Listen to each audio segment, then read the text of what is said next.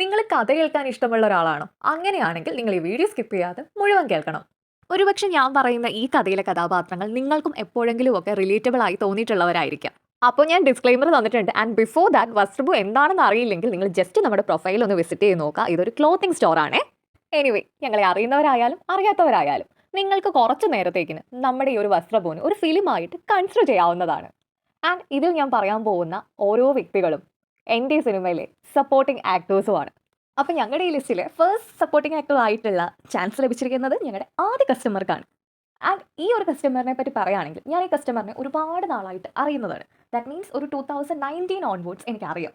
പക്ഷേ the fun factories ഞങ്ങൾ കണ്ടിട്ടില്ല, ഇനി നിമിഷം വരെ കണ്ടിട്ടില്ല. പക്ഷേ ഈ കസ്റ്റമർ എന്നെ കണ്ടിട്ടുണ്ട് കേട്ടോ.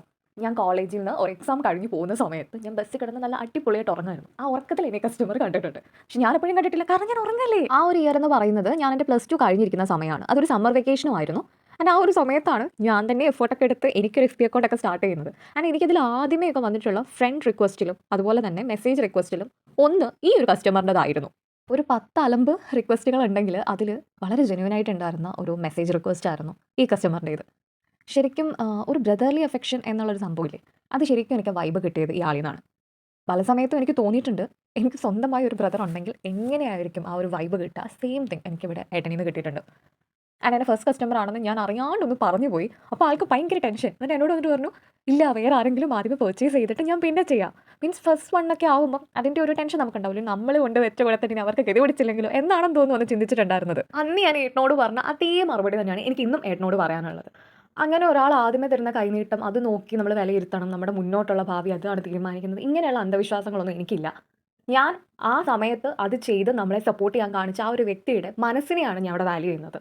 കാരണം പലപ്പോഴും എനിക്ക് ആഗ്രഹം ഉണ്ടായിട്ട് പലരുടെയും അടുത്ത് എനിക്കത് ചെയ്യാൻ പറ്റിയിട്ടില്ല.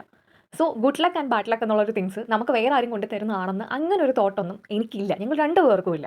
നമുക്ക് കിട്ടാനുള്ളതാണെങ്കിൽ നമ്മൾ അനുഭവിക്കാനുള്ളതാണെങ്കിൽ അത് നല്ലതായാലും മോശമായാലും അത് നമ്മളെ തേടി തന്നെ വരും. ബിക്കോസ് ഇറ്റ്സ് ഓൾറെഡി റിട്ടേൺ എന്നാണ് ഞാൻ വിശ്വസിച്ചുകൊണ്ടിരിക്കുന്നത്. ആൻഡ് ആ വിശ്വാസത്തിൽ തന്നെ ഉറച്ചു നിൽക്കാനാണ് ഞാൻ ആഗ്രഹിക്കുന്നത്.